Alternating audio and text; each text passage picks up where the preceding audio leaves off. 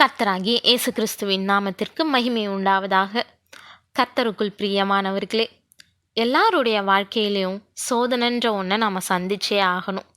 சோதனையை பற்றி நாம் அதிகமாக படிச்சிருந்தாலும் இன்றைக்கும் நேரம் எடுத்து ஆபிரகாமினுடைய வாழ்க்கையில் வந்த சோதனைகளின் மூலயமா ஆழமான பாடங்களை கற்றுக்கொள்ளலாம்.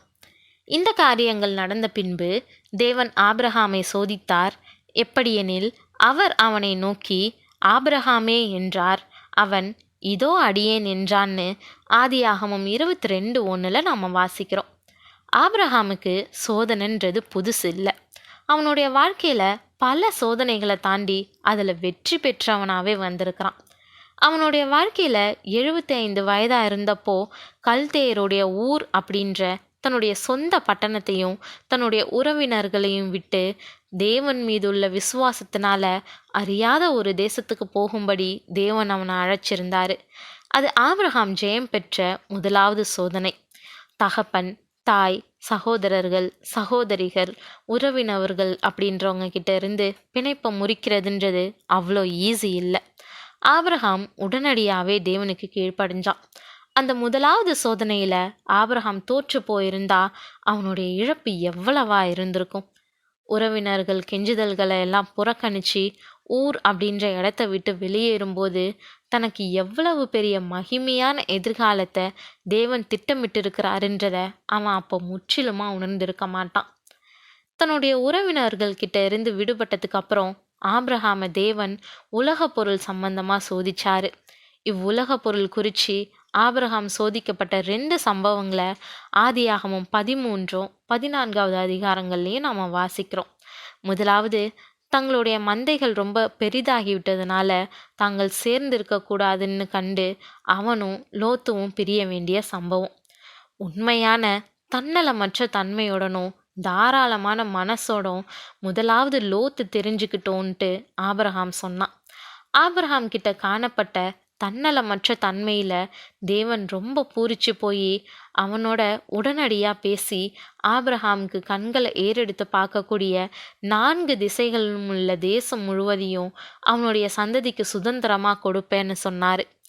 உலக பொருள் சம்பந்தமான விஷயத்தில் உண்மையான தேவ ஊழியக்காரனுக்கு ஏற்ற பெருந்தன்மையோட ஆபிரகாம் நடந்து கொள்வதை நாம் மறுபடியும் ஆதியாகமம் 14 அதிகாரத்தில் பார்க்கலாம். சோதோம் ராஜாவினுடைய மக்களையும் அவன் பொருள்களையும் அவனுடைய விரோதிகள் கிட்ட இருந்து ஆபிரகாம் மீட்டுட்டான். சோதோமினுடைய ராஜா எல்லா பொருள்களையும் வெகுமதியாக ஆபிரகாமுக்கு சமர்ப்பிக்கிறான். ஆனால் ஆபிரகாம், என் தேவன் வானத்தையும் பூமியையும் உடையவராக இருக்கிறபடியால் உன்னிடத்திலிருந்து எனக்கு ஒன்றும் தேவையில்லைன்னு சொன்னான். அவன் இந்த சோதனையிலையும் தேறிட்டான். இப்போ அவன் தன்னுடைய மகனை குறித்த காரியத்திலையும் சோதிக்கப்படணும். அவன் பல வருஷமாக வாஞ்சித்ததையும் ஏங்கியதையும் வச்சு அவனுக்கு இந்த சோதனை அனுமதிக்கப்பட்டுச்சு. அப்பொழுது தேவன் ஆபிரகாமை நோக்கி, உன் புத்திரனும் உன் ஏகசுதனும் உன் நேசகுமாரனும் ஆகிய ஈசாக்கை நீ இப்பொழுது அழைத்து கொண்டு மோரியா தேசத்துக்கு போ. அங்கே நான் உனக்கு குறிக்கும் மலைகள் ஒன்றின் மேல் அவனை தகன பலியாய் பலியிடு என்றார்னு ஆதியாகமம் 22:2 நாம் வாசிக்கிறோம். தேவன் அன்னைக்கு நைட்டு ஆபிரகாம் கிட்ட கேட்டது விலையேற பெற்ற பொருளாகும். மறுநாள் ஆபிரகாம் அதை குறித்து ஒன்றும் செய்யாமல் இருந்திருந்தா அவன் தேவனுக்கு கீழ்ப்படியாமல் போனான்றத ஒருவரும் அறிய வாய்ப்பில்லை. ஆபிரகாம் தமக்கு பயப்படுறானா இல்லையான்னு தேவன் பரீட்சிக்க போகிறது இப்படி தான். தேவன் நம்மளையும் சோதித்தறிகிறதும் இப்படி தான். அவர் நம்மக்கிட்ட பேசும்போது ரொம்ப அமைதியாக நம்மளோட கூட வசிக்கிறவங்க கூட தேவன் நம்மக்கிட்ட என்ன சொன்னாருன்னு அறியாத வண்ணம் நம்மளுடைய இருதயத்தில் ரகசியமாக பேசுகிறாரு. தேவன் நம்ம ஒவ்வொருவருக்கும் முற்றிலும் அந்தரங்கமான பகுதியாகிய நம்மளுடைய சிந்தனை வாழ்வை கொடுத்ததுக்கு ஒரு காரணம் நாம் அவருக்கு பயப்படுறோமா இல்லையான்னு சோதித்தறிகிறதுக்கு தான். ஆபிரகாம் சோதனையில் ஜெயம் பெற்றான். அவன் வெறும் மனுஷருக்கு முன்பாக இருக்கக்கூடிய நற்சாட்சியை தேடலை. அந்தரங்கமான பகுதியிலையும் அவன் தேவனுக்கு கீழ்ப்படிய விரும்பினான். இரவில் வந்த கர்த்தருடைய வார்த்தைக்கு அவன் உடனடியாக கீழ்ப்படிஞ்சான். இரவிலேயே விறக ஆயத்தம் செஞ்சிட்டான். அதிகாலையில் பயணத்தை துவக்கினான். 3 நாட்கள் பிரயாணம் செஞ்சான். ஆனால் ஒரு நாழிகையாகிலும் ஐயோ, என் மகனை பலியிட போகிறேனேன்னு அவன் நினைக்கவே இல்லை. அதை நாம் எப்படி அறிய முடியும்? தன்னுடைய இருதயத்தின் நேசகுமாரனை அர்ப்பணித்ததன் மூலம், கர்த்தாவே, நான் பூமியில் மற்ற யாதொருவரை காட்டிலும் யாதொன்றை காட்டிலும் உண்மையே அதிகமாய் நேசிக்கிறேன்னு சொன்னான்.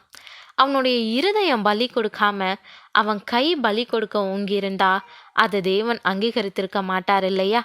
செய்கையில மட்டும் இல்லை, இருதயத்திலும் உண்மையா பலி கொடுத்தான். அதனாலதான் தேவன் தமது அங்கீகாரத்தின் சான்றிதழை அழிச்சு அவனை அளவில்லாம ஆசீர்வதிப்பதா வாக்கு பண்ணினாரு. நீ உன் புத்திரன் என்றும் உன் ஏகசுதன் என்றும் பாராமல் அவனை ஒப்பு கொடுத்து இந்த காரியத்தை செய்தபடியால் நான் உன்னை ஆசிர்வதிக்கவே ஆசிர்வதித்து உன் சந்ததியை வானத்து நட்சத்திரங்களைப் போலவும் கடற்கரை மணலைப் போலவும் பெருகவே பெருக பண்ணுவேன் என்றும் உன் சந்ததியார் தங்கள் சத்துருக்களின் வாசல்களை சுதந்திரித்துக் கொள்ளுவார்கள் என்றும் நீ என் சொல்லுக்கு கீழ்ப்படிந்தபடியால் உன் சந்ததிக்குள் பூமியில் உள்ள சகல ஜாதிகளும் ஆசீர்வதிக்கப்படும் என்றும் என் பேரில் ஆணையிட்டேன்னு கர்த்தர் சொல்லுகிறார் என்றார்னு 16 வசனங்கள்ல நாம வாசிக்கிறோம்.